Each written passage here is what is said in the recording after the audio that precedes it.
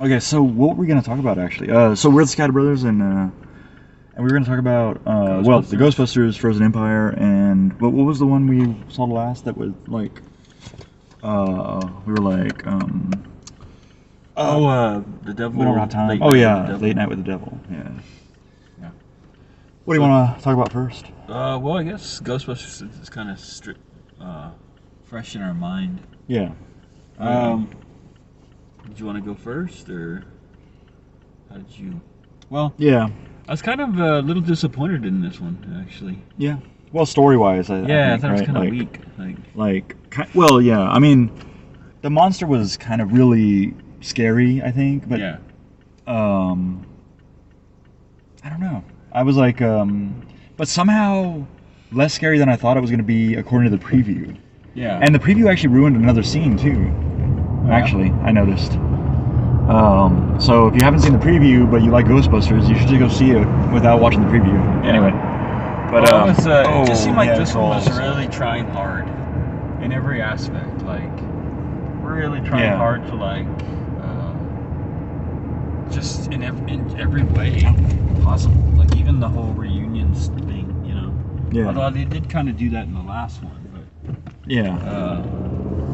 but it just seemed like it was really but just more in a more of a Yeah. degree, or it was really okay, just switch the cameras. reaching for everything. And it just was not really that great of a story, you know? Yeah. Like it was like, okay, but Okay, but I don't know. And then all the best scenes are pretty much on the preview, so yeah. I don't know, it just didn't have that same kind of feel as Afterlife did. It had Afterlife had it rolled those backgrounds too. You know, like it had a more I don't know. Yeah, like a less nostalgic, cheesy, more nostalgic and Yeah. less cheesy. Yeah, it's like it almost just was like too cheesy. Sometimes Yeah, like it was the whole super family cheesy. dynamic and I yeah. thought and then the whole ghost when they're talking to the ghost, the girl, you know, and Yeah, well, that was kind of cool. I mean, that was a cool new thing, and there was a couple of new concepts that are well, that's kind of interesting actually.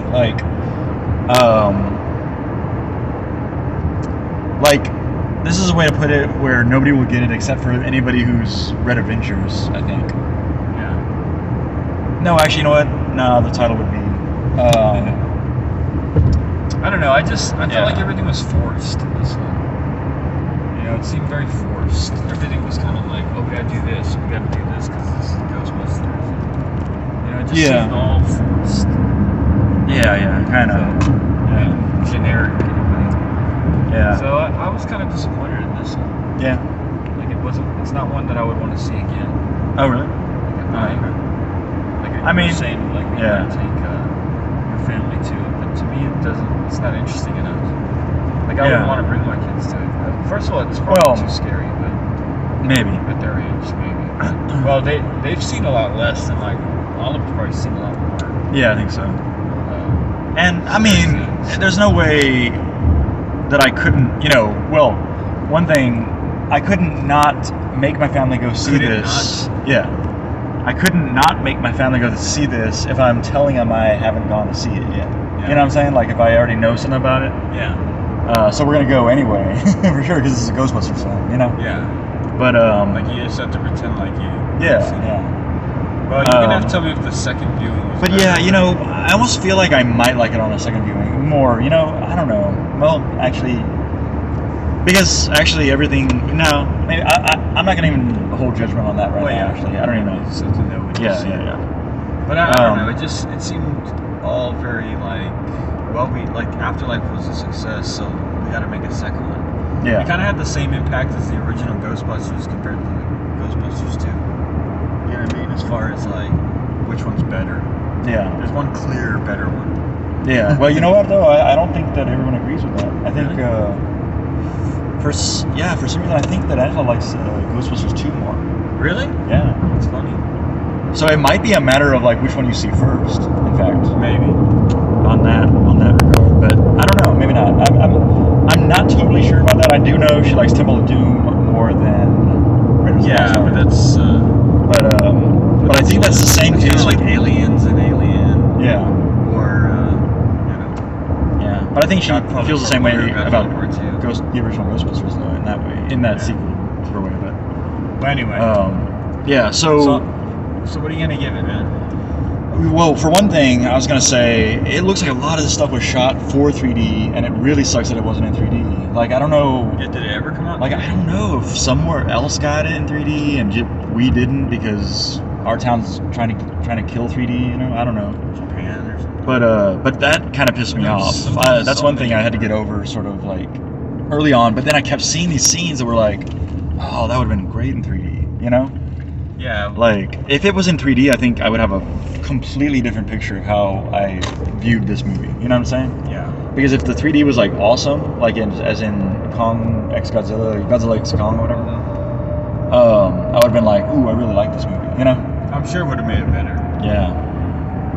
Because, you know, just the visual if you don't have much of a story, then visual is the way to go.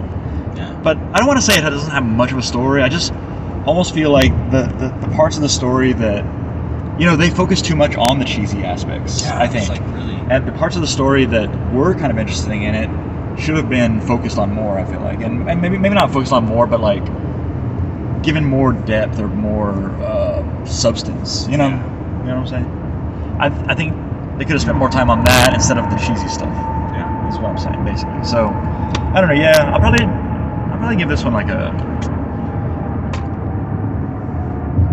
3 bullets and 3 decimals because it should have been in 3D.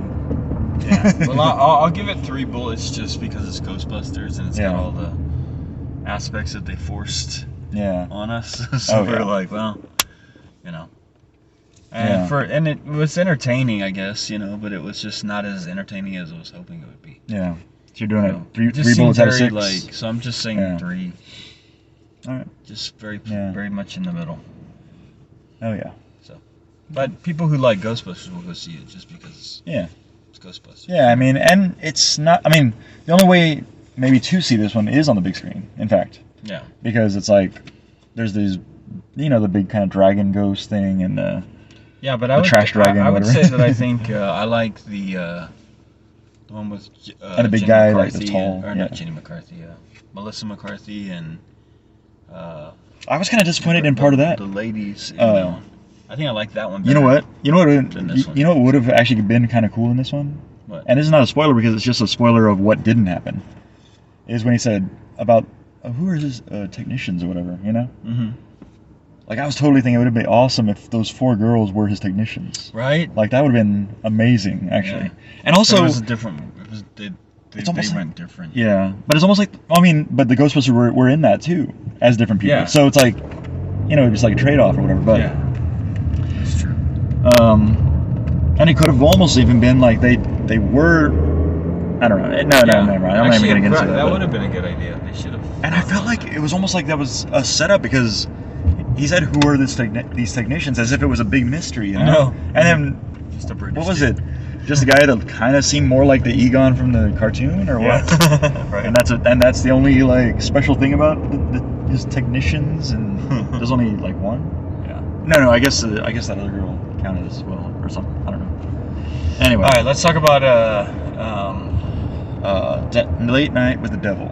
Yeah, Late Night with the Devil. This is one I was pretty excited to see, and I did not think it disappointed. I was pretty satisfied with it, as it like, you know, the flow of the story and the building eeriness and definitely. You kind of felt like the whole time like something bad's gonna happen. Oh yeah. You know?